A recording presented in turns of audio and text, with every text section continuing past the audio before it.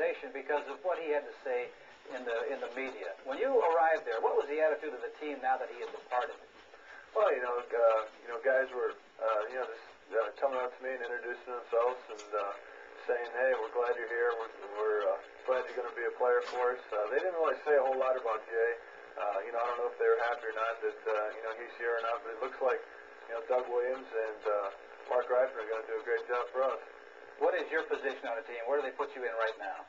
Well, right now I'm learning to play tackle. I don't know if I'm going to end up playing left tackle or right tackle, but just taking that spot and learning my position, and hopefully I'll get some playing time this week against the Steelers and end up getting a starting job sooner or later. Jim, please stay with us. We'd love to talk to you in just a couple of minutes. Okay, man.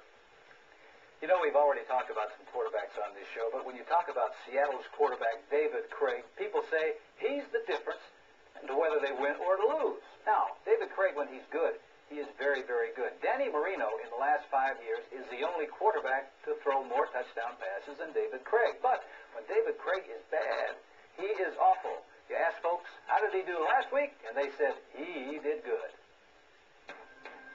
High noon in the AFC West. The Denver Broncos and Seattle Seahawks in an early season showdown at Mile High. And the hosts sought to defend their championship claim by unloading both barrels.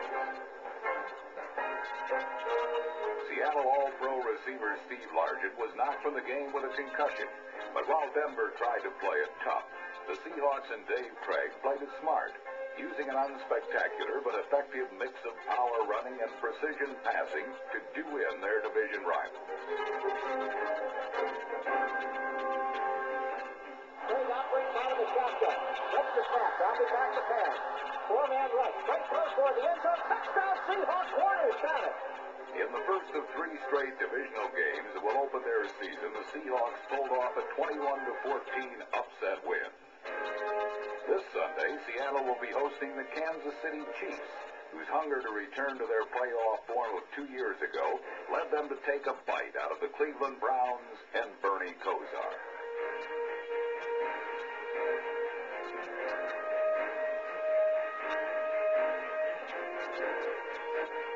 Kosar suffered a sprained right elbow in the first quarter, and his backup Gary Danielson was unable to guide Cleveland into the end zone all day. Kosar could be sidelined 4 to 8 weeks, and he was one of 5 Browns injured in the game. But you know what they say about a wounded animal.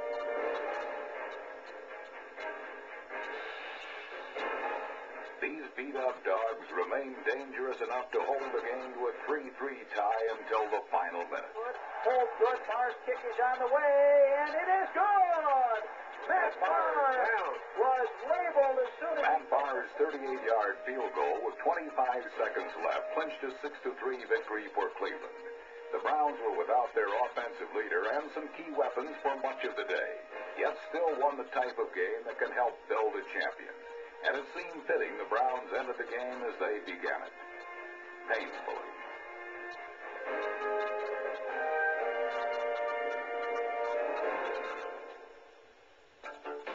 It didn't seem to pain the city of St. Louis much to say goodbye to their Cardinals, who used to take a back seat to everything from the baseball Cardinals to, well, the team cheerleaders. But these Cardinals have found their own gateway to the West and made their debut Sunday as the Phoenix Cardinals. Still, quarterback Neil Lomax thought, for old time's sake, he'd split the sky with a perfect St. Louis arch.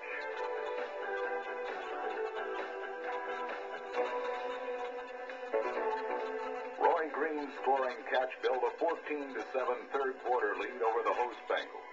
But if the Cardinals were trying to start fresh with a new name, the Bengals were trying to wipe out their image as a team that couldn't win when the game was on the line. Eddie Brown's 61-yard touchdown catch helped Cincinnati pull ahead 21-14, but it would take a last-minute goal line stand by the Bengal defense to assure a victory. The Cardinals were stopped 3 times inside the 5-yard line, and on 4th and goal with 8 seconds left in the game, Bengal defensive lineman Jim Scal pulled off a classic stunt to occupy 2 offensive linemen. allowing defensive end Jason Buck, number 99, a clear path to pressure Lomax. Lomax is back to throw. He's in the grass, throws it away. Incomplete. The goal line stand was the second of the game for the Bengals and clinched a victory that could go a long way in turning the team's fortunes from a disappointing 1987. To rebuild their playoff hopes, the Raiders added speedy receivers Willie Gault and Tim Brown in the offseason to help an ailing passing attack. But did the Raiders have anyone to put the ball in the air? Sunday against the Chargers, the answer seemed to be Marcus Allen.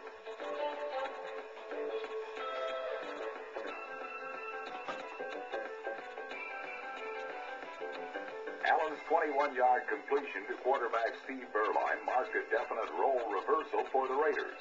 But this is a team where one player can be called on for a number of odd jobs. And that includes a Heisman Trophy winning receiver doing double time as a kick returner.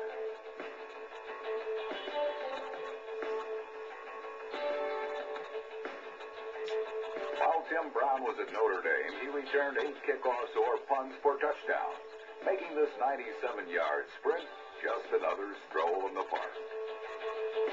Brown represents a stockpile of explosive Raider talent waiting to be unleashed, and new head coach Mike Shanahan now has newly acquired Jay Schrader to get them the ball, a 1-0 record and a former All-Pro quarterback.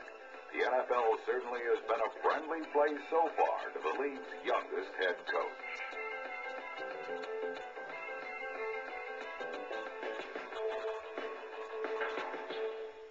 In the last 2 seasons, the Raiders allowed 82 sacks and 18 defeats.